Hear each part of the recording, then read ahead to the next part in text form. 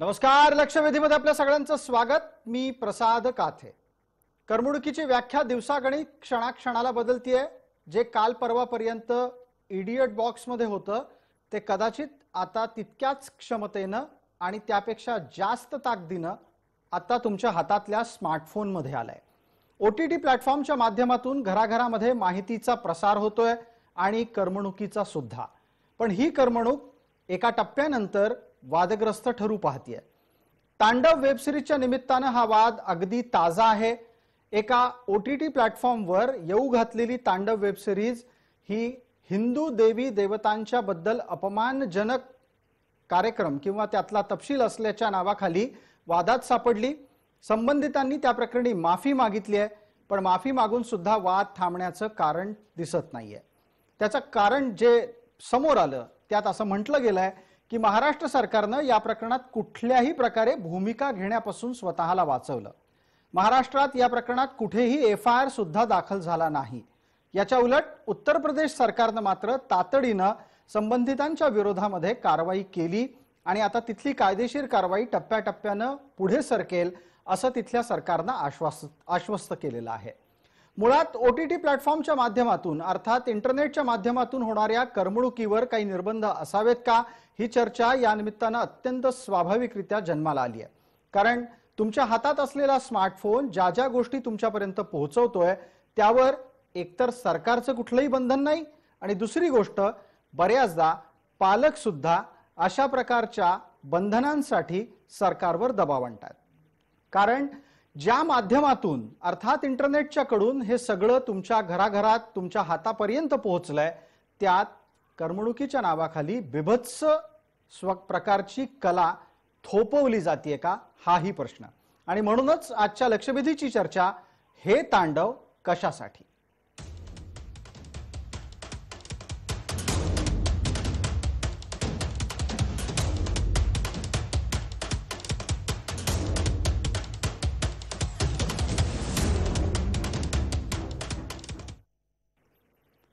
तांडव वेब सिरीजच्या वर सर्वप्रथम आणि आक्रमकरित्या आक्षेप भारतीय जनता पार्टीचे आमदार राम कदम यांनी नोंदवला. त्यांनी तांडवमधील काही दृश्य ही हिंदू देवी देवतांच्या संदर्भात अपमानजनक प्रसारण करत असल्याचं म्हटलं आणि त्या विरोधात आघाडी उघडली. पोलिसांकडे जाऊन त्यांनी या प्रकरणामध्ये आपली भूमिकाही मांडली आणि आंदोलन सुद्धा केलं. आपण हे सगळं का करतो आहोत हे सांगताना राम कदम काय म्हणाले ते ऐका.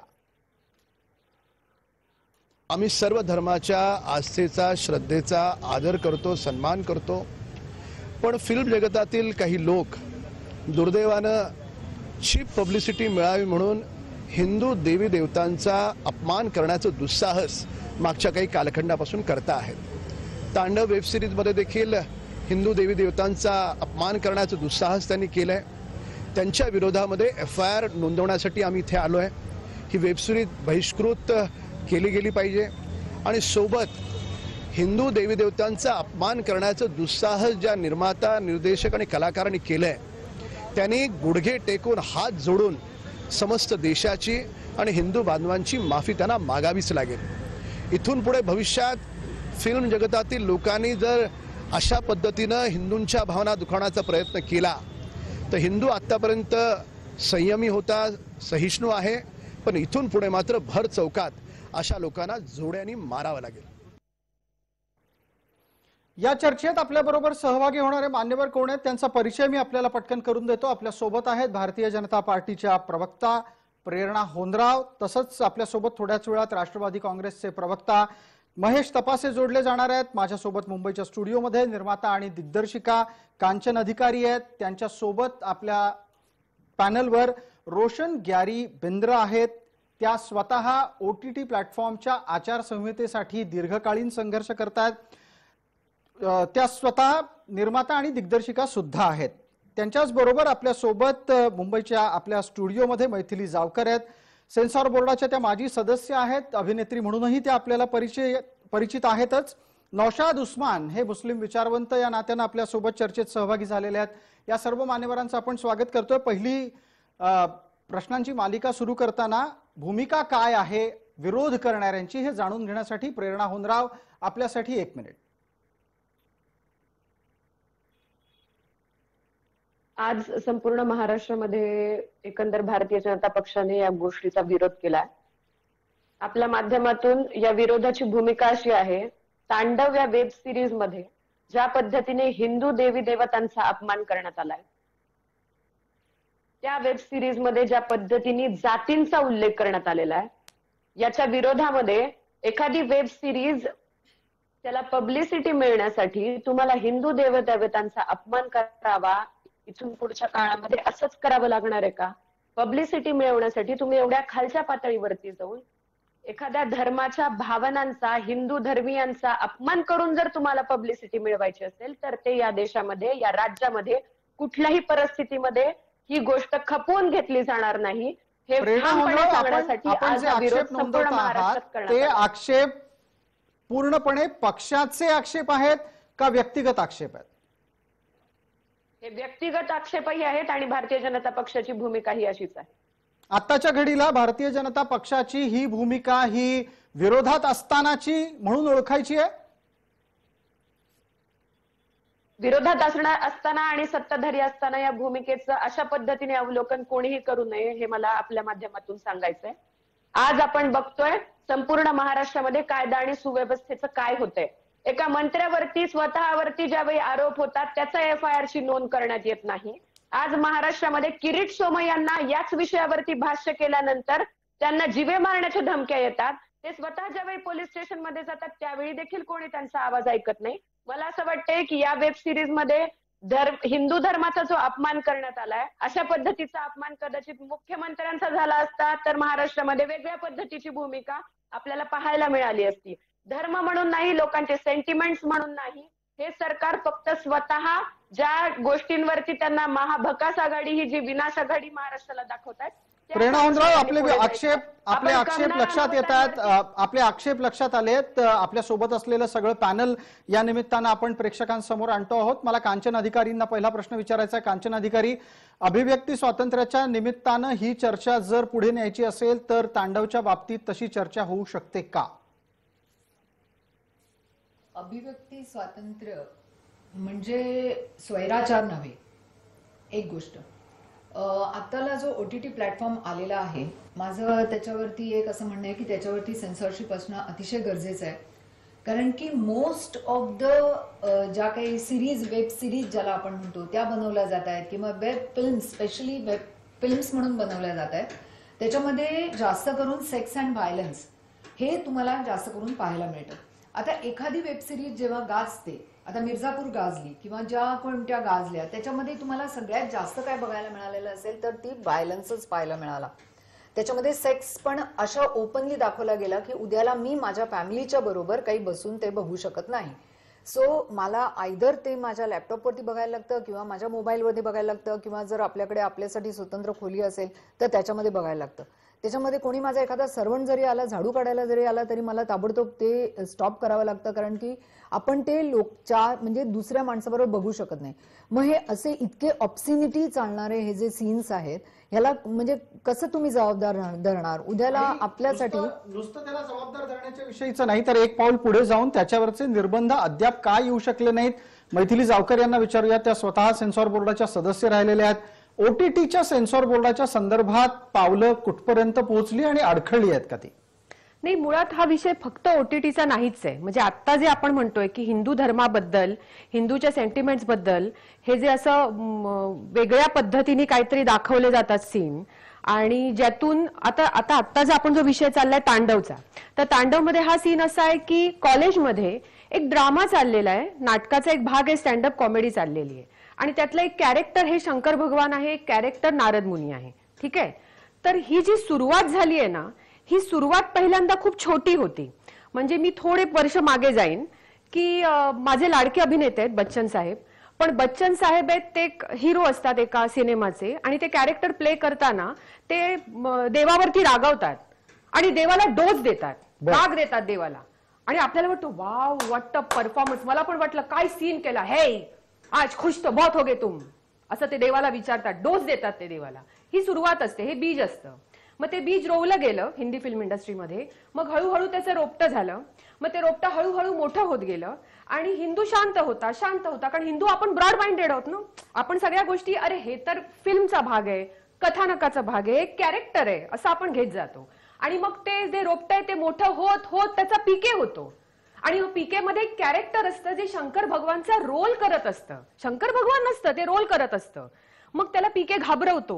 मग तो इतका घाबरतो की जेव्हा त्याची एंट्री येते तेव्हा त्या एंट्रीला तो धावत पडत जातो. लोक त्याला हसतायत आणि एंट्रीला असं होतं की and here comes the fearless Shiva. आणि शिवा म्हणजे आमचा हिंदू धर्माचा तो देव आहे ज्याची आम्ही पूजा करतो देवघरात ठेवून. त्याची तुम्ही टिंगल करता, पण तुम्ही कसं दाखवताय? हा, हे तर काय कॅरेक्टर होतं. आणि मग हे असं वाढत वाढत वाढत आज वेब सिरीज मध्ये कुत्रीचं नाव सावित्री असतं, पण पूर्वीच्या काळी सुद्धा घरात नेहमी नोकर असायचा, तो रामू काका असायचा. म्हणजे माझं म्हणणं फक्त तांडवरती माझं ऑब्जेक्शन नाहीये, खूप वर्षांपासून फिल्म इंडस्ट्रीमध्ये पायलप होत चाललंय, हे आज वाढलेलं आहे. थोडक्यात तुम्हाला म्हणायचं असं आहे की जे काही आज दिसतंय त्याचं बीजरोपण खूप पूर्वी झालं, खूप पूर्वी झालेलं. त्या निमित्तानं मग एक रोशन आपल्यासोबत रोशन क्यारी आहेत, त्या हिंदीत आपल्याशी बोलणार आहेत. रोशन जी, सवाल आपसे ये होगा कि जो भी इतने सालों से चलता आ रहा है उन तमाम चीजों पर जिस पर आपत्ति उठाई जा रही है, क्या इसे केवल धर्म का लेबल लगाकर आपत्ति उठाना कितना सही है? बिल्कुल सही नहीं है, क्योंकि ये जो जैसे इन्होंने कहा कि ये सदियों से चला आ रहा है और तब जब हमने उसको ये नहीं किया, आज अचानक से ये ऐसे लग रहा है जैसे कि जब ओटीटी शुरू हुआ तो हमने ओटीटी पे सेंसर क्यों नहीं लगाया, क्योंकि 2019 में मैंने ये बात उठाई थी, क्योंकि जिस तरह से ये सेक्स को दिखाते हैं बेहुदा तरीके से और एक अलग ही लेवल पे, उसमें तो रिश्तों के मतलब उसमें दिखा रहे हैं ससुर और बहू के बीच में चल रहा है, वो क्या है फिर? आप सिर्फ भगवान की क्यों बात कर रहे हैं? आप इंसानों के रिश्तों की भी बात कीजिए ना. आपके लिए भाभी माँ होती है और भाभी जाके ससुर के साथ शी इज हैविंग, और प्रॉपर आपको दिखा रहे वो वेब सीरीज में, उसको पब्लिसिटी भी उसी तरह से की जा रही है ताकि लोग अट्रैक्ट हुए उसकी तरफ. तो उस बारे में क्यों नहीं उठाया गया? ये अचानक से आज ही क्यों सब जागे हैं? ये तो तब जागना चाहिए था जब ओटीटी पे ये आज से 2 साल पहले ये चीजें शुरू हुई थी, और मोस्टली इन सभी के ऑफिसेज महाराष्ट्र में है. आपके अनुसार अभी क्यों जगे हैं? यस, ये तब से, और कई लोगों ने आवाज उठाई है. मैं आपको ऐसे कई एग्जांपल्स दे सकती हूं. अभी कुछ महीने पहले किसी ने एफआईआर की थी और 2019 नवंबर में मैंने खुद ये आवाज उठाई थी हर चैनल पे जाके कि सेंसर बोर्ड होना चाहिए ओटीटी प्लेटफॉर्म्स के लिए, बहुत जरूरी है. क्योंकि हमारी आने वाली जनरेशन क्या सीख रही है कि गालियां देना तो बहुत आम बात है, बहुत आराम से आप दे सकते हो, क्योंकि उनके जो हीरो है वो यही कर रहे हैं. रोशन जी, एक तुरंत छोटा सवाल मैं इनसे पूछ लूंगा, तब तक प्रेरणा हुंदराव जी से. प्रेरणा हुंदराव, 2 वर्षाच्या पूर्वीपासून या विषयामधली मागणी जोर धरत होती. 2 वर्षापूर्वी आपण अशा प्रकारच्या अनेक वेब सिरीज पाहत आलो. गंदीबाजच्या पासून सुरू झालेली ही लाट आता कोणत्या पातळीवर जाऊन पोहोचली आहे ते आपण पाहता आहात. 2 वर्षापूर्वी आपल्या काय भूमिका होत्या? मला रोशन गॅरीजी यांना आता त्यांनी बोलत असताना सांगितलं की धर्माच्या बाबतीमध्ये हे बिलकुल नाही केलं पाहिजे. मला त्यांनाच सांगावंसं वाटतंय, सेंट्रल गव्हर्नमेंटनी, आणि तुम्ही विचारलेला प्रश्न की 2 वर्षापूर्वी हे होत होतं, पीकेच्या वेळी आम्ही ऑब्जेक्शन घेतलं होतं. मी मैथिलीजींच्या मताशी पूर्णपणे सहमत आहे. हा विषय पूर्णपणे आधीपासून चालू आहे आणि ज्या ज्या वेळी हे विषय झाले त्यावेळी भारतीय जनता पक्षाने आपली भूमिका स्पष्ट केली आहे. कुठेही कॉम्प्रोमाइज नाही. हे सरकार आहे म्हणून ते आणि ते सरकार आहे म्हणून असं, हा कॉम्प्रोमाइजचा विषय भारतीय जनता पक्षाने या मुद्द्यावरती कधीही केलेला नाही. स्टँड एकदम क्लिअर आहे. ठीक आहे. मला दुसरी गोष्ट इथे नमूद करावीशी वाटते, सेंट्रल गव्हर्नमेंटनी ओटीटी प्लॅटफॉर्मसाठी आपल्याला प्रेरणाजी कांचन अधिकारी काही प्रश्न विचारतायत, एकदा तो ऐकून घ्या. कांचनजी, मला असं विचारायचं आहे की अपार्ट फ्रॉम पॉलिटिकल पार्टीज, तुम्ही म्हणालात की 2 वर्षापूर्वीच जेव्हा तुमचं सरकार होतं तेव्हा हा स्टँड घेण्यात आलेला होता, मग तरी सुद्धा हे पिक्चर रिलीज कसे होऊ शकले? Oh my God, for that sake, PK असेल, हे पिक्चर रिलीज तर झालेच ना. आणि विथ दॅट आता मैथिलीने सांगितलं त्याप्रमाणे त्या सगळ्या सीन सकट मग रिलीज होऊ कसे शकले? मग तुमच्या याच्यामध्ये तुम्ही जर स्टँड घेतला म्हणता तर मग काय स्टँड होता तेव्हा? 2 वर्षात काय घडलं आणि काय बदललं तुम्ही, असा प्रश्न आहे. याच विषयावरती बोलतेय मी. ज्यावेळी ओटीटी प्लॅटफॉर्म्स आज आपल्या घराघरामध्ये आहेत, एखादा मूवी बघायला ज्यावेळी मुलं जातात लहान, अडल्ट असणं गरजेचं असतं, तेव्हा ते थिएटरमध्ये जाऊन मूवी बघू शकतात. OTT प्लॅटफॉर्म या कोरोनाच्या कालखंडामध्ये सोशल मीडिया आणि मोबाईलवरती एंटरटेनमेंट हे प्रस्त खूप मोठ्या प्रमाणात वाढलं. प्रेरणाजी, आपल्याला आता इतिहासात नाही अडकायचं, कारवाई काय केली ते सांगा. वाढलं नाही, रुजलं नाही. 2 वर्षात काय बदललं, तुमच्या माध्यमातून काय झालं? OTT सेंसरशिप के लिए आपने क्या किया इन 2 सालों में मैम? सवाल ये है. मी तेच सांगते. मैं रोशन जी से वही कहना चाहती हूँ, वो सेंसर बोर्ड के लिए काम करती है. नोव्हेंबर 2019 मध्ये MIB ministry of information bureau अंतर्गत या विषयाला घेण्यात आलंय. त्याच्यामध्ये त्यांचं पूर्णपणे म्हणणं आहे की ज्या पद्धतीने पेपर्स चालतात, स्वतःला सेल्फ रेग्युलेटरी बनवा. ज्या पद्धतीने न्यूज प्लॅटफॉर्म चालतात, न्यूजचे वेब पोर्टल चालतात, त्याच पद्धतीने नाही. याच्यातला एक तपशील आपल्याला प्रेरणाजी द्यायला लागेल. एक तपशील असा आहे, 11 नोव्हेंबर 2019ला न्यूजच्या संदर्भात निर्बंध आलेले आहेत. त्यामुळे आता न्यूज या इंटरनेटच्या माध्यमातून कुठल्याही निर्बंधाशिवाय जात नाहीत. आपला हा विषय असतानाच मला नौशाद उस्मानी यांना आता चर्चेत सहभागी करायचं आहे. नौशादजी, आपल्या समोर विषय पोहोचला असेल अशी अपेक्षा आहे. तुम्ही मराठीतून हिंदीतून बोलू शकता. बहुतेक वेळेला मराठीत तुम्ही बोललात तर अधिक आनंद होईल. माझा प्रश्न आपल्याला थेट असाच विचारायचा आहे, ज्या पद्धतीनं हिंदू देवी देवतांच्या अपमानाच्या विरोधामध्ये आवाज उचलला जातो आहे, विरोध नोंदवला जातो आहे, याच प्रकारची भावना तुमची सुद्धा आहे का? आणि आता ज्या निमित्तानं हिंदू आपल्या भावना व्यक्त करतायत त्याला तुम्ही समर्थन देता आहात का? बिलकुल, आम्ही हिंदू समाजाच्या सोबत आहोत. जरी भाजपच्या प्रेरणाताईशी आमचं वैचारिक मतभेद असतील, त्यांचे जे संघाचे विचार वगैरे आहेत त्यांच्याशी निश्चितच आमचे मतभेद आहेत, परंतु ज्या मुद्द्यावर आम्ही त्यांचे समर्थक आहोत आणि जगभरातले मुसलमान जे धार्मिक मुसलमान आहेत, नावाचे सैफ अली खान, सलमान खान नाव ठेवलं तर कोणी मुसलमान बनत नाही. ज्यांचा अल्लाहवर आणि ज्यांच्या प्रेषितांच्या शिकवणीवर आणि मरणोत्तर जीवनावर ज्यांचा इमान आहे त्याला मुसलमान म्हणतात, मग ते कोणी असो. तर त्यांचा एक मुख्य आमचा विरोध आहे या तांडव या चित्रपटाला. कारण काय की कारण आहे आमचा हा ग्रंथ कुराणाचा अध्याय क्रमांक 6 आणि श्लोक क्रमांक 108 स्पष्ट सांगतोय. मराठी भाषांतर आहे माझ्याकडे कुराणाचं, आमच्या संस्थेनं छापलेलं. आणि हे मुसलमानांनो, हे लोक अल्लाहशिवाय ज्याचा धावा करतात, म्हणजे जे इतर धर्माचे जे उपास्य आहेत ते, त्यांचा उपहास करू नका. एखाद्या वेळेस असे होऊ नये की ते अनेकेश्वरवादाच्या पुढे जाऊन अज्ञानामुळे अल्लाहचा उपहास करू लागतील. आम्ही तर अशाच प्रकारे प्रत्येक गटासाठी त्यांच्या कृतीला आकर्षक बनविले आहे. पण त्यांना आपल्या पालनकर्त्याकडेच परतून यावायचे आहे, तेव्हा तो त्यांना दाखविल ते काय करत राहिले, तेव्हा तो त्यांना दाखविल. हे शेवटचं वाक्य फार महत्वाचं आहे. म्हणजे काय की हे प्रकार का घडतात? निगेटिव्ह पब्लिसिटीसाठी. म्हणजे हे जे विरोध करणारे आहेत ते पण त्यांचे सहकारीच बनत आहेत. तुम्ही जे स्क्रीनवर गंदी बात वगैरे जे दाखवत आहेत ते त्यांची पब्लिसिटी आहे आणि हे त्यांचा उद्देश. पण नौशादजी, इथे एक प्रश्न आणखी उपस्थित असा राहतो की तुम्ही नावं घेताना तर सलमान, सैफ यांची नावं घेतलीत. ज्या पद्धतीनं अली अब्बास जफर आणि सैफ अली खान या 2 नावांच्या निमित्तानं हा वाद पुढे सरकला, त्या दोघांची कान उघडणी तुम्ही केलीत का? तुम्ही त्याच्या विरोधात एक सार्वजनिक ट्विट करून आपल्या समुदायात सुद्धा हे मान्य नाही याची जाणीव त्यांना करून दिली आहे का? बिलकुल आम्ही, तुम्ही माझी वॉल पहा, तुम्ही त्याच्यावर जे आहे ते सर्वात पहिली आजची माझी जी पोस्ट होती ती तांडव चित्रपटावर बंदी घालण्या संबंधात होती.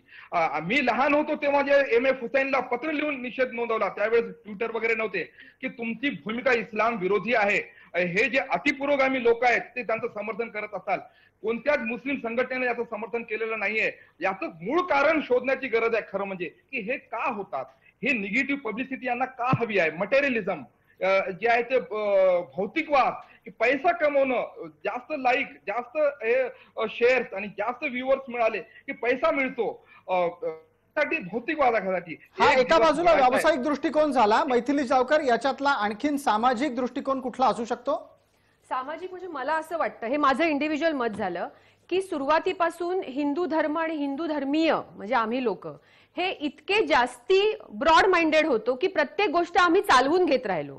जाऊ दे हा एक जो आपला अप्रोच असतो ना की ठीक आहे जाऊ दे. त्याच्यामुळे एखादी गोष्ट जेव्हा आता खूप वाढली आहे तेव्हा आता ती कंट्रोल करणं कठीण झाले. उदाहरणार्थ आता कॅन्सर झाला तर पहिल्या स्टेजला असताना डॉक्टर सांगतात की आपण रेडिएशन देऊया किंवा केमोथेरपी देऊन हा माणूस बरा होईल. पण आता हा जो कॅन्सर आहे हा जर 3ऱ्या किंवा 4थ्या स्टेजला आलेला आहे तर आता तो काढणं खूप कठीण झालेलं आहे. याचं कारण मला एक असं उदाहरण, एक असा चित्रपट सांगा की ज्याच्यामध्ये, म्हणजे मी मुसलमान असो ख्रिश्चन असो सगळ्या धर्मांचा मी अतिशय आदर करते, with due respect to them, कुठल्या मुसलमान किंवा ख्रिश्चन धर्माबद्दल एखाद्या सिनेमामध्ये मला आक्षेपार्ह एखादी गोष्ट दाखवा. नाही, तुम्ही नाही दाखवू शकणार. याचं कारण त्यांच्या ज्या भावना आहेत त्या नेहमीच सांभाळल्या गेल्या, कारण त्यांना घाबरलं जातं. ती मायनॉरिटी आहे, ती दुखावली नाही गेली पाहिजे. नाही, मग पण त्यांना मेजॉरिटीला घाबरलं तुम्ही जातं, दुखावू याच्या आधारे शकता. आपण थांबा, भय निर्माण करू मेजॉरिटीला इच्छितो तुम्ही आता. दुखावू शकता पण मायनॉरिटीला तुम्ही दुखवत नाही. तर उद्या मी जर सिनेमा डिरेक्ट केला किंवा लिहिला तर मी हिंदू आहे म्हणून मी दुसऱ्या कुठल्या धर्मियांच्या भावना दुखावतील असं कुठला सीनच लिहिणार नाही किंवा डिरेक्टही करणार नाही. कारण मी विचार करीन नाही, या धर्माच्या भावना दुखावल्या जातील किंवा हे चुकीचं एखादं वक्तव्य आहे, एखादं स्टेटमेंट आहे. पण दुसऱ्या धर्मीय म्हणजे आता कोणी असतील, सैफ अली खान असतील किंवा अली अब्बास जफर असतील, ते हा विचारच करत नाहीये. म्हणजे कदाचित त्यांच्या आई वडिलांना त्यांच्याकडनं ही संस्कृती नाही आलेली पुढे किंवा त्यांना तसं शिकवलं गेलं नाही आई वडिलांकडनं की तुम्ही जरी मुसलमान असलात तरी हिंदूंच्या भावना दुखावू नका. याच्यावर माझा एक प्रश्न आपल्याला, त्यानंतर आपण कांचन अधिकारींना संधी देऊयात. मी तुम्हाला असं विचारू इच्छितो की बहुसंख्याकांच्या भावना दुखावण्याच्या साठीची मुभा आहे म्हणून आता बहुसंख्य त्यानिमित्तानं आपला एक दबाव गट आणि त्या आडून दहशत तयार करू इच्छित आहेत. मैथिलीजी, तुमच्यासाठी काय प्रश्न आहे हा तुमचा? म्हणजे तुमचं असं म्हणणं आहे की उद्या मी समजा भगवान शिव, मी शंकराला मानते आणि त्याची कोणीतरी खिल्ली उडवताय आणि मी त्याच्यावर ऑब्जेक्शन घेतलं तर तुम्ही म्हणताय हे पॉलिटिक्स करते मी? नाही, तुम्ही करताय का असं नाही, हा त्यामागचा कोणाचा प्रयत्न आहे का? कुणाचा काही प्रयत्न असो, जे आहे ते तुम्ही सीन बघितलाय का? तो काय आहे ते तुम्ही हा प्रश्न विचारण्यापूर्वी तो सीन बघितलाय? तो सीन बघा तुम्ही. हा प्रश्नच येता कामा नाहीये मुळात. जसं मगाशी मी तुम्हाला म्हटलं की मी उद्या दुसऱ्या कुठल्याही, म्हणजे ख्रिश्चन असो, मुसलमान असो, नाहीतर अगदी ज्यू असो, जैन असो, कुठलाही असो, मी दुसऱ्या धर्मियांच्या भावना दुखावतील असा सीन लेखक म्हणून लिहिणारही नाही आणि डिरेक्टर असेल तर डिरेक्टही करणार नाही. मग दुसऱ्या कुठल्या तरी धर्माच्या, एक मिनिट थांबा, दुसऱ्या कुठल्या तरी धर्माच्या रायटरनी किंवा डिरेक्टरनी माझ्या म्हणजे हिंदू धर्माच्या भावना दुखावतील असा सीन लिहायचा का किंवा डिरेक्टच का करायचा? कांचन अधिकारींना विचारूयात की असे सीन का लिहिले जातात. नाही, एक मैथिलीला मी याच्या बाबतीत, एक माझ्या बाबतीत घडलेला किस्सा मी तिला सांगू इच्छिते. ती पण माझ्या दामिनीच्या मालिकेची एक भाग होती. तर दामिनी मालिकेमध्ये आमच्या असं झालेलं होतं की असं लिहिलं गेलेलं नव्हतं डायलॉगमध्ये, चांभाराच्या देवाला खेटराची पूजा असं लिहिलेलं नव्हतं डायलॉग. रोहिणी निनावे त्याची रायटर होती आणि तिने अजिबात असं लिहिलेलं नव्हतं. पण तरी मी आता इथे नाव घेत नाही कलाकाराचं, कलाकार प्रतिथेश असतात. सो त्यांनी बोलताना असं तो बोलला की बोलता बोलता डायलॉग मध्ये त्यांनी, आता ही म्हण आहे आपल्याकडे, चांभाराच्या देवाला खेटराची पूजा, परंतु काही गोष्टी सार्वजनिकरित्या नाही. पण तो काय झालं, किस्सा असा झाला, तुम्हाला सांगते, म्हणजे किती वर्ष झाली त्या गोष्टीला. 1995 ला मी दामिनी आणलेलं होतं आणि त्याच्यानंतर त्याने असं त्याच्या डायलॉगमध्ये म्हणाला की असं पण चांभाराच्या देवाला खेटराची पूजा, आणि हे टेलिकास्ट झालं गेलं. ह्याच्यामध्ये ना माझी चूक होती ना रोहिणीची चूक होती. आता कलाकारांनी ते डायलॉग बोलल्यानंतर त्याच्यावरती अक्षरशः दूरदर्शनवरती मोठा मोर्चा आलेला चांभार जमातीचा, आणि शेवटी मी पेपरमध्ये जाहीर, मला काही संबंध नाही माझा, मी त्याच्यामध्ये काही केलेलं नव्हतं, परंतु as a director and as a producer I have to, मला माफीनामा हा पेपरमध्ये छापून आणून द्यायला लागला आणि that's what we did it. पण हे आता सगळं तांडवच्या प्रकरणाशी जोडून कसं पाहता येईल? कारण मैथिली जावकरांनी काय आक्षेप नोंदवला? ते एक वाक्य होतं जे रोहिणी निनावेनी लिहिलेलं नव्हतं आणि ऍक्टर ते अनाहूतपणे बोलून गेला आणि ज्याची तुम्ही काही, म्हणजे तुमची काही चूक नसताना माफी मागितली. आता तांडवचा जो विषय चाललाय हे एखादं कुठलं वाक्य नाहीये, अख्खेच्या अख्खे सीन आहेत हे. अख्खे सीन कोणी ऍक्टर चुकून असं एखादं वाक्य बोलल्यासारखे बोलत नाहीयेत. हे ठरवून होतंय. हे तुम्हाला लक्षात येत नाहीये का? मैम त्या निमित्तानं जी वो एक्टर्स है, वो डायरेक्टर है, उनके ऊपर एक सेंसर बोर्ड होना चाहिए. आप वो सिर्फ क्रिएटिव लोग हैं, आप ये नहीं कह सकते. आप सेंसर की बात कर रही है, मैं सेंसर पे 2.5 साल थी. आपको मैं सेंसर का एक किस्सा बताती हूँ. अभी आप सेंसर बोल रहे हैं. एक मिनिट, सेन्सॉर बोर्डचा आता त्या सारखा विषय करतायत की ओटीटी सेन्सॉर. ठीक आहे, आता तुम्ही फिल्म संजू बघितलीये तुम्ही फिल्म संजू? ठीक आहे. संजू फिल्म मध्ये सोनम कपूर एकदा म्हणते where is my bloody mangalsutra. हे वाक्य पहिले प्रोमो मध्ये आलं, कारण फिल्म येण्यापूर्वी प्रोमो आणि ट्रेलर्स येतात. ते प्रोमो सेन्सॉर करायला योगायोगाने मी बसले होते, मी मैथिली जावकर. त्यातला ब्लडी हा शब्द आम्ही तसाही कुठल्याही सिनेमातला काढतो, म्हणून जेव्हा सोनम कपूर म्हणते where is my bloody mangalsutra, तेव्हा मी सेन्सॉर करताना ब्लडी हा शब्द काढून टाकला, म्हणजे तो डिलीट करायला लावला. मग तो तसाच प्रोमो ट्रेलर ते सगळे चालले. त्यानंतर जेव्हा फिल्म सेन्सॉर व्हायला आली तेव्हा योगायोगाने मी नव्हते, म्हणजे त्या प्रत्येक सेन्सॉरचा मेंबर काय प्रत्येक गोष्ट सेन्सॉर नाही करत, बरेच मेंबर असतात, 200 मेंबर आहेत. एक मिनिट थांबा. त्यावेळेस ब्लडी हा शब्द काढला गेला नाही सेन्सॉरशिपला, तो तसाच राहिला. आणि नंतर जेव्हा थिएटरमध्ये मी फिल्म बघायला गेले तेव्हा म्हटलं अरे बापरे, हा ब्लडी शब्द तर राहिला. मी इमिजिएट आमचे रिजनल ऑफिसर आरो सर त्यांना मेसेज केला. म्हटलं सर तुम्ही ब्लडी हा शब्द काढला नाहीत, अहो ब्लडी मंगलसूत्र बोलते सोनम कपूर. त्याच्यावर आरो सरांनी सेन्सॉर बोर्डच्या मला असा मेसेज केला, lady members did not object. कारण का 2 पुरुष आणि 2 लेडीज म्हणजे 2 पुरुष 2 बायका असे 4 मेंबर असतात. त्यांनी असं मला सांगितलं की हा बायकांचा इश्यू आहे मंगलसूत्र हा, आणि lady members did not object. अहो पण म्हटलं हा ऑब्जेक्शनचा विषय, कारण ब्लडी हा शब्द आपण तसाही कुठेही काढतो, ब्लडी शिवी आहे, ती आपल्या नॉर्म्स मध्ये काढायची असते, मग तुम्ही काढली का नाहीत? नाही नाही मी काय करू, लेडी मेंबरना प्रॉब्लेम नाही झाला. म्हटलं ठीक आहे,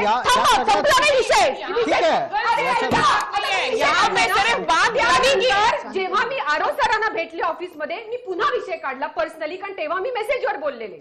म्हटलं सर तुम्ही असं म्हणता lady members did not object, पण मला फक्त एका प्रश्नाचं उत्तर द्या, तुम्ही पण तिकडे होतात ना रिजनल ऑफिसर म्हणून, कारण एक ऑफिसर असतो 4 मेंबर असतात, तुम्ही का नाही काढला तो शब्द? तर त्यांनी असं तोंड वाकडं केलं आणि म्हणाले ठीक आहे ना एवढं काय.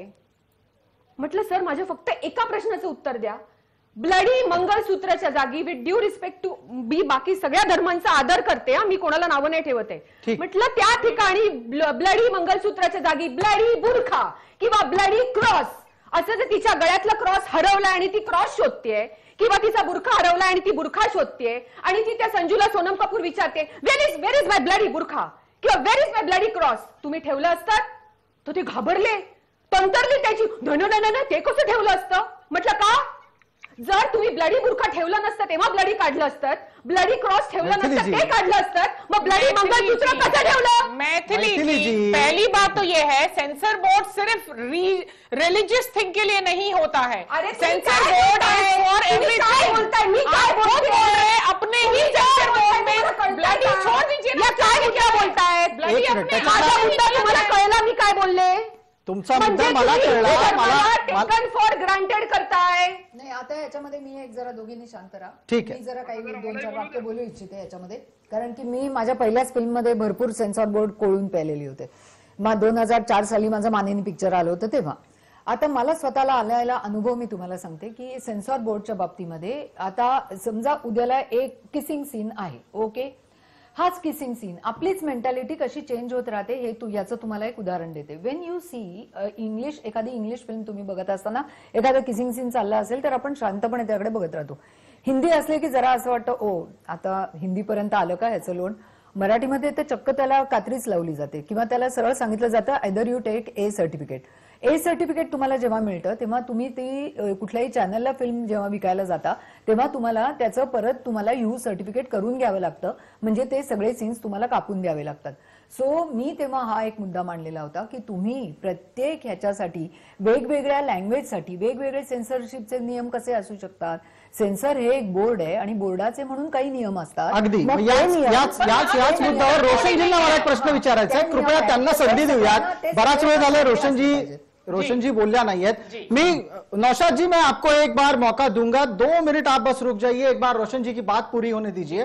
रोशन जी मैं ये जानना चाहता हूं क्या ओटीटी सेंसॉर के जरिए कंट्रोल कर पाना मुमकिन है या नहीं है, या फिर जैसे थोड़ी देर पहले मैथिली जी ने फिल्मों को लेकर सेंसॉर की रीढ़ की हड्डी गायब होने की बात कही, क्या वैसे ही एक सेंसॉर हम लाकर थोप देंगे ओटीटी पर जो कोई चीज का कंट्रोल तो करेगा नहीं?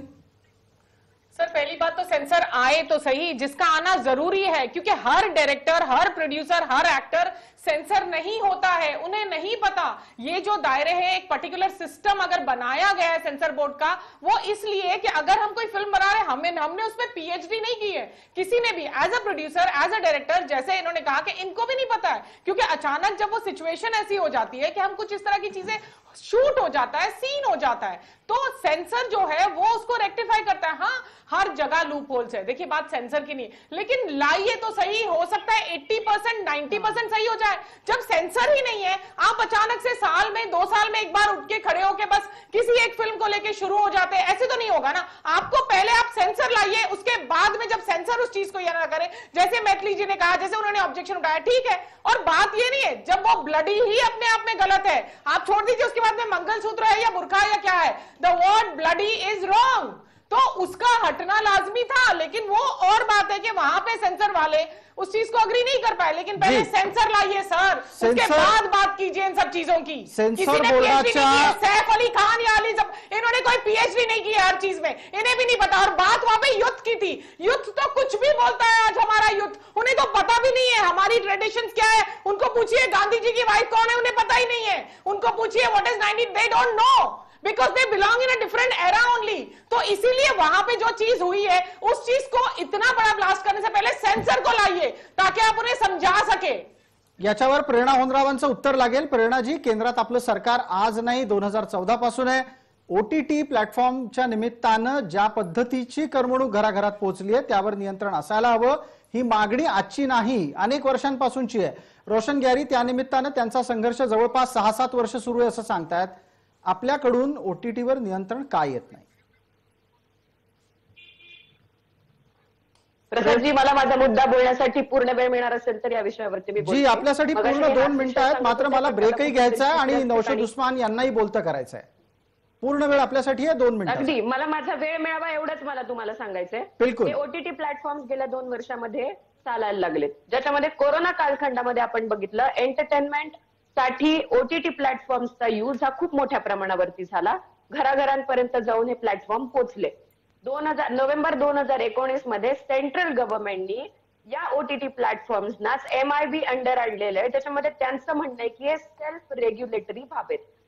एकदमच कोणावरती शिकंजा कसण्याच्या ऐवजी तुम्ही ज्या पद्धतीने वृत्तपत्र चालतात, ज्या पद्धतीने न्यूज पोर्टल्स चालतात, त्यावेळी तुम्ही स्वतः समजून घ्या तुम्ही ओटीटी प्लॅटफॉर्म चालवताय, हे लहानांपासून मोठ्यांपर्यंत काम करणार आहे. तुम्ही सेल्फ रेग्युलेटरी व्हा आणि काम करा. हे सेंट्रल गव्हर्नमेंटने ऑलरेडी सांगितलंय. राहिला प्रश्न आता तांडवच्या बाबतीतला, तर तांडवसाठी कालच्या दिवशी सेंट्रल बोर्डाने त्यांना नोटीस पाठवलेली आहे आणि त्यांच्याकडनं त्यांचं एक्सप्लेनेशन आणि त्यांच्याशी या विषयामध्ये बोलणं होणार आहे. त्यामुळे सेंट्रल गव्हर्नमेंट तांडववरती योग्य ती ऍक्शन घेईलच. पुढचा प्रश्न असा आहे की सेन्सरशिप याच्यासाठी लागली पाहिजे का? तर नक्कीच लागली पाहिजे. जर सेल्फ रेग्युलेटरी व्हा असं सेंट्रल गव्हर्नमेंट म्हणते आणि त्याची भाषा जर या प्लॅटफॉर्मला कळत नसेल, तर मग त्यांच्यावरशी योग्य तो शिकंजा कसून सेन्सर बोर्ड यांच्यासाठी असणं गरजेचं आहे आणि त्याची मागणी आज आपल्या प्लॅटफॉर्मवरून मी देखील करते. पहिला प्रश्न काँग्रेस आणि भाजपचा. आपण या तांडवच्या विषयाला एकदम छोटं करून टाकलं तुमचं सरकार आणि माझं सरकार करण्यामध्ये. उत्तर प्रदेशामध्ये भारतीय जनता पक्षाचं सरकार आहे. सगळ्यात पहिल्यांदा FIR तांडववरती उत्तर प्रदेशात झालंय. आज तुम्ही काँग्रेस आणि भाजपमध्ये याला अडकवू नका. महाराष्ट्रामध्ये गव्हर्नमेंट कोणाचंही असेल, पण जर का अपमान झालाय, तुम्हाला एक FIR करण्यासाठी प्रॉब्लेम होतोय का? आणि का होतोय तो प्रॉब्लेम? याचं उत्तर घेण्यासाठी आपल्यासोबत महेश तपासे अपेक्षित होते. कार्यक्रमाच्या पूर्वी महेश तपासे यांनी कार्यक्रमात येण्याचं मान्यही केलं होतं, मात्र आता त्यांनी आपली अनुपस्थिती कळवलेली आहे. नौशाद उस्मान यांच्यासाठीची वेळ देतोय. कार्यक्रमाला आपल्याला एक मध्यंतर गरजेचं आहे. नौशादजी, हे लक्षात ठेवा आणि अल्प मुदतीमध्ये आपली भूमिका मांडा. नाही, प्रत्येक वेळेस मुसलमान मधात आणायची गरज काय आहे? काही वक्त्यांनी सांगितलं मुसलमानांना सांगितलं असतं तर मुसलमानांना सांगितलं असतं. अहो, मुसलमान तुमच्या सोबत आहेत या मुद्द्यावर. प्रत्येक गोष्ट मुसलमानात काय आणायची गरज आहे? हे जे गैरसमजुती आहे की मुसलमान असतील ना मग ते तांडवचे समर्थनच करतील, या गैरसमजुतीचा अंधार दूर होणं आवश्यक आहे. याच्या आमच्या संस्थेनं हे अभियान सुरू केलं आहे. 1 मिनिट माझं ऐकून घ्या. मी तुम्हाला ऐकलंय, आता तुम्ही ऐकून घ्या. तुम्हाला नौशादजी बोला. इथे बाकी अजून कोणी बोलत नाही, आपण बोलत राहा. ऐकून घ्या, माझं ऐकून घ्या. अंधारातून प्रकाशाकडे हे आमचं अभियान आता 22 ते 31 जानेवारी दरम्यान होणार आहे. कशासाठी? गैरसमजुतीचा अंधार दूर करण्यासाठी, की इमान बाळगा. आणि कोणत्याही महापुरुषाचा अपमान करू नका. मग ते जिजाऊचे अपमान करणारा जेम्स लेन असो की त्यांची मदत करणारे कोणी बाबा वगैरे यांना तुम्ही महाराष्ट्र भूषण जे अवॉर्ड देऊ नका, त्यांचं समर्थन करू नका. परंतु दशक्रिया हा ब्राह्मणांच्या विरोधातला चित्रपट जो आहे तो काढला जातो युट्यूबवरून, परंतु बाकीचे चित्रपट काढले जात नाही. पैगंबरांच्या विटंबना करताना समर्थन दिलं जातं. हेच इथं जे वक्ते बसलेले यांचं जे आहे ते फ्रान्स सरकारला समर्थन दिलं. नौशादजी मुद्दा लक्षात आला. नौशादजी मुद्दा लक्षात आला. तुमचं म्हणणं असं आहे की या वादात विनाकारण हिंदू मुसलमान करण्याची गरज नाही. जाहिरातीची विश्रांती आहे म्हणूनच थांबवतोय. एक छोटी विश्रांती घेऊन लवकरच परत येतोय लक्षवेधीच्या पुढच्या भागात.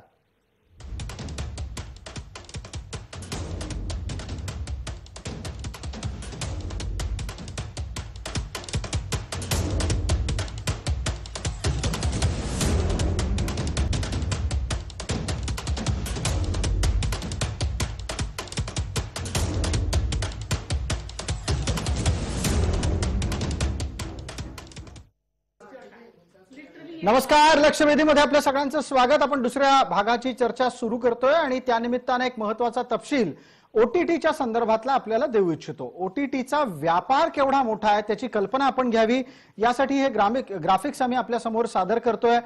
जगभरामध्ये पसरलेलं हे ओटीटी प्लॅटफॉर्मचं गणित आहे. 2019 साली 121 अब्ज कोटी रुपये, 121 अब्ज कोटी डॉलर्स माफ करा, दरवर्षी इंटरनेटचा व्यवसाय हा सरासरी 30% वाढणार असं अपेक्षित आहे. आणि याच आधारे 2027 साली 1039 अब्ज 3 कोटी रुपयांची ही उलाढाल असेल असा अंदाज व्यक्त होतोय. थोडक्यात काय तर या व्यापाराच्या साठी असलेल्या उलाढालीच्या निमित्तानं मुद्दामून ओटीटी प्लॅटफॉर्मवर सेक्स आणि हिंसा दाखवली जातीये का? रोशनजी आधी बोलतील, त्यानंतर टप्प्याटप्प्यानं हा विषय पुढे नेणार आहोत.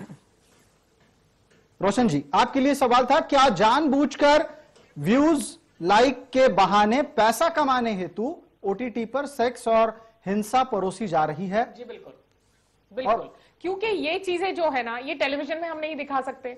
हमने सालों से, आज मुझे 24 साल हो गए टेलीविजन में हमारी बिल्कुल रिस्ट्रिक्टेड दायरे होते हैं कि हम इसमें दिखा ही नहीं सकते ऐसा कुछ भी. और फिल्मों में भी फिर अगर ऐसा कुछ दिखा दो तो आपको सर्टिफिकेट अलग मिल जाता है, तो आप रिस्ट्रिक्ट हो जाते हो.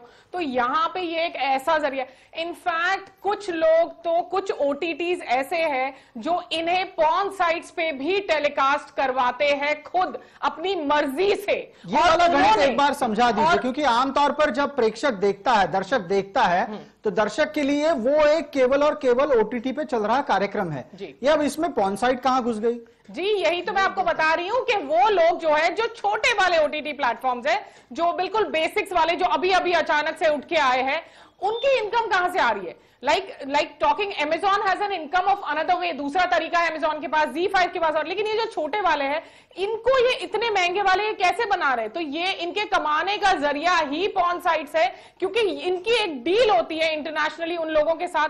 ये इसी चीज को वहां टेलीकास्ट करते हैं री एडिट करके. और इसके अलावा इनकी एक ऑडियो पॉर्न साइट भी होती है, जिसके बारे में मैंने 2019 में आवाज उठाई थी, दिल्ली जाके बाकायदा आवाज उठाई थी. पॉर्न साइट्स ये उन लोगों के लिए, ऑडियो पॉर्न साइट उन लोगों के लिए बनाया जाता है जो ड्राइवर्स होते, जो हाईवे पे गाड़ियां चलाते हैं ना, तो वो देख नहीं सकते, तो उनके लिए यही सारी चीजें और गंद और गंदगी और मसाला भर के बनाया जाता है.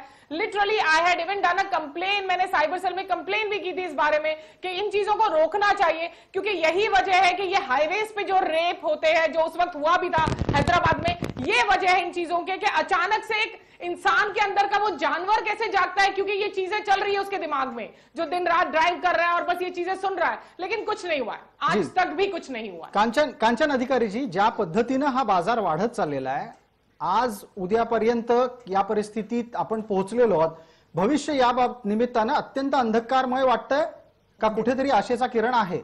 नाही, आशेचा किरण म्हणजे मला असं वाटतं की ह्या ठिकाणी ओटीटी प्लॅटफॉर्मवरती डेफिनेटली सेन्सरशिप ताबडतोबपणे आणायला पाहिजे. इथे एक मुद्दा मला रोशनजींना सांगावा असं वाटतं की त्या ज्या सतत म्हणत होत्या की आत्ताच्या लॉकडाऊन पिरियडमध्ये जास्त ओटीटी प्लॅटफॉर्म बघितला गेला, तर रोशनजी तुम्हाला तुमच्या माहितीसाठी म्हणून सांगते, रामायण सिरियल जी आपल्या मोदी साहेबांनीच आणलेली आहे आणि त्याच्या सगळ्यात हायेस्ट रेटिंग्स आतापर्यंतच्या टेलिव्हिजन इंडस्ट्रीमध्ये एवढी हायेस्ट रेटिंग्स कधीच आलेली नाहीत. एवढी हायेस्ट रेटिंग्स रामायणला मिळाली आणि एवढीच हायेस्ट रेटिंग्स महाभारतला मिळाली. रामायणाची रादर महाभारतपेक्षा थोडी काकणभर जास्तच होती. सो समाज हा एक कम्प्लीट सर्व स्तरातल्या लोकांनी भरलेला असतो. त्याच्यामध्ये सगळेच वाईट असतात असं नाही. उडदा माझी काळे गोरे आपण म्हणतच असतो कायम.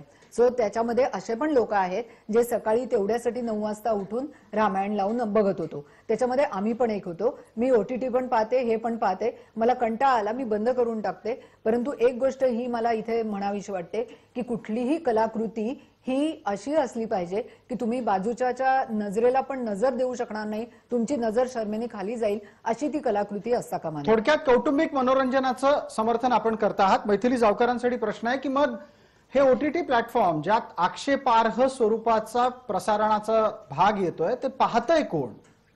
आता कोण पाहतंय? व्ह्यूज तर दिसतात, आता कोण पाहतंय मी कसं सांगू शकणार? भरपूर लोक बरेच पाहतायत. व्ह्यूज बघा किती आहेत. याच्यामध्येच एक मी सांगते. आता परवाच हिने मला रेकमेंड केलेलं होतं ते ल्युडो, आय सॉ इट, आणि त्याच्यामध्ये एक त्याच्या भाषेमध्ये बोलायचं झालं तर स्लाइस ऑफ लाईफ असं त्याचं एक हे स्ट्रक्चर आहे. आता त्याच्यामध्ये सुद्धा काही गोष्टी अशा आहेत आक्षेपार्ह, परंतु अनुराग बासूने ती इतक्या अत्यंत सुंदर तऱ्हेने ते केलेलं आहे की त्याच्यामध्ये जिथे जिथे असं आपल्याला वाटेल की बाबा अरे इथे आता चान्स आहे, तर तिथे त्यांनी ते रिस्ट्रिक्ट वेनी दाखवलेलं आहे. समजणाऱ्याला इशारा काफी होत आहे. थोडंसं दाखवलं तरी माणूस ते कळू शकतो. ही परिपक्वता सगळ्या ठिकाणी असेल असं नाही. आणि त्यामुळे आपण निर्माता त्याच्यासाठी- दिग्दर्शिका म्हणून मला थेट आपल्याला हाच प्रश्न विचारावासा वाटेल की प्रणयाच्या पलीकडे जाऊन थेट समागमाच्या कृतींच्या बाबतीतलं दिग्दर्शकीय प्रदर्शन हेच आता अभिव्यक्तीसाठी उरलंय का? नाही, अजिबातच नाही. मला असं वाटतं की कसं असतं की आपण फार पूर्वीपासून एखाद्याच्या बद्दलची प्रेमभावना तुमच्या मनामध्ये जागृत होणं ही काही वाईट गोष्ट आहे असं मला म्हणायचं नाहीये. परंतु तुम्ही ती दाखवताना किती म्हणजे ॲस्थेटिकली दाखवताय, तुम्ही ते शूट करताना किती सुंदर तऱ्हेने, चांगल्या तऱ्हेने, म्हणजे एक काय म्हणायचं बिभत्स हा पण ह्या तऱ्हेने पण तुम्ही त्याला त्या तिकडे पण ते जाऊ शकतं आणि एक छान तऱ्हेने प्रेमभावना म्हणून पण ती जाऊ शकते. ठीक आहे. एक दूजे के लिए पिक्चर रिलीज झाल्यानंतर सुद्धा कित्येक प्रेमिकांनी एकमेकांवर प्रेम करणारे त्यांनी जाऊन जीव वगैरे दिलेले होते. सो हे असं एक मीडिया आहे आपल्याकडे, फिल्म्स म्हणा, OTT म्हणा, किंवा एकंदरीत चलचित्र हा एक असा मीडिया आहे आपल्या हातामध्ये की विच इज व्हेरी पॉवरफुल आणि जे समाजावरती परिणाम करू शकतं. तर त्यामुळे ही जबाबदारी आहे प्रत्येकाची स्वतःची समजून केलेली की आपण तीच दृश्य कशा तऱ्हेने चांगल्या तऱ्हेने पण ती नौशाद उस्मानजी या निमित्तानं एक प्रश्न आपल्यासाठी की तरुणांनी अशा प्रकारचं प्रसारण पाहू नये हे अनेकदा सांगूनही ते ऐकत नाहीत. तुमच्याकडे काही मार्ग आहे त्यांनी अशा प्रकारच्या प्रसारणापासून दूर राहावं यासाठी? बिलकुल, त्यासाठी तोच मार्ग आहे की आम्ही जे अभियान राबवतो आहे ना अंधारातून प्रकाशाकडे जमात इस्लाम हिंद तर्फे, त्याच्यामध्ये तेच सांगणार आहोत आम्ही की तुम्ही व्यभिचाराला बळी पडू नका. OTT प्लॅटफॉर्मवर जरी तुम्ही सेन्सरशिप आणले आणखीन दुसरे प्लॅटफॉर्म उत्पन्न होतील. या निमित्तानं मी OTT प्लॅटफॉर्मवर बॅन किंवा सेन्सर लावण्याचा समर्थक नाहीये. लक्षात ठेवा, या निमित्तानं सरकार जे आहे ते अभिव्यक्तीची गळचेपी सुद्धा करत आहे का याच्यावर पण जे आहे ते फार देखील प्रश्न पडतो. परंतु जे लोक बनवणारे आहेत ते तुमच्या देशात आहेत ना, त्यांना अटक करू शकता ना तुम्ही. म्हणजे त्याच्यावर सेन्सरशिप लावण्यापूर्वी जे लेखक आहेत, जे डायरेक्टर आहेत, त्यांच्यावर तुम्ही हे करू शकता, अटकाव करू शकता. कारण त्या निमित्तानं चांगले चांगले वेब सिरीज पण आलेल्या, अर्तगल गाझी टर्कीची हिंदीमध्ये जे डब झाली. आपण नौशादजी आपण एक अत्यंत महत्वाचं विधान केलं आता की OTT वर निर्बंध आणण्याच्या मागे सरकारच्या हातात अभिव्यक्तीवरच्या गळचेपीचा एक परवाना सापडू शकतो.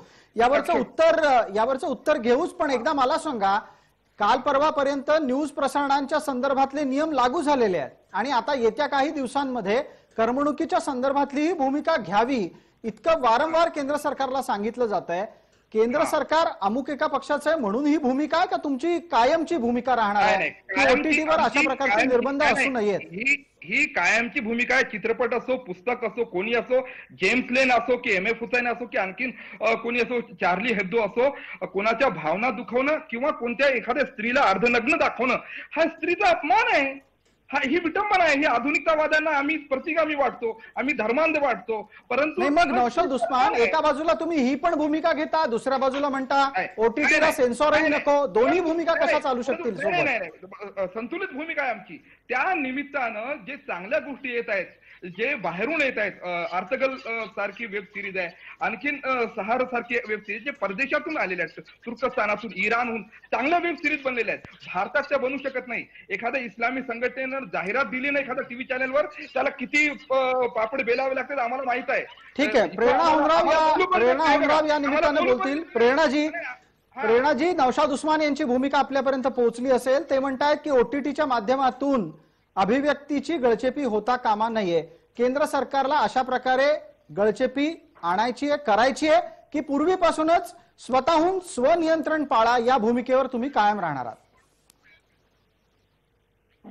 गळचेपी करण्याचा प्रश्नच येत नाही. म्हणूनच कदाचित नोव्हेंबर 2019 मध्ये सेल्फ रेग्युलेटरी व्हा असं केंद्र सरकारने म्हटलेलं आहे.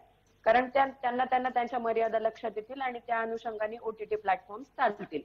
पण जर मर्यादाच लक्षात येत नसतील आणि अशा पद्धतीच्या विषयांना वारंवार जर समोर जावं लागत असेल, अभिव्यक्तीचे स्वातंत्र्य तर सगळ्यांना आहे आणि ते सगळ्यांना असलंच पाहिजे. पण स्वातंत्र्य आणि स्वैराचार, जर तो स्वैराचार होत असेल तर त्याच्यावरती नियंत्रण हे केंद्र सरकारच्या माध्यमातून 100% येणार. याचा अर्थ अभिव्यक्तीला स्वातंत्र्य असणार नाही असा मुळीच नाही.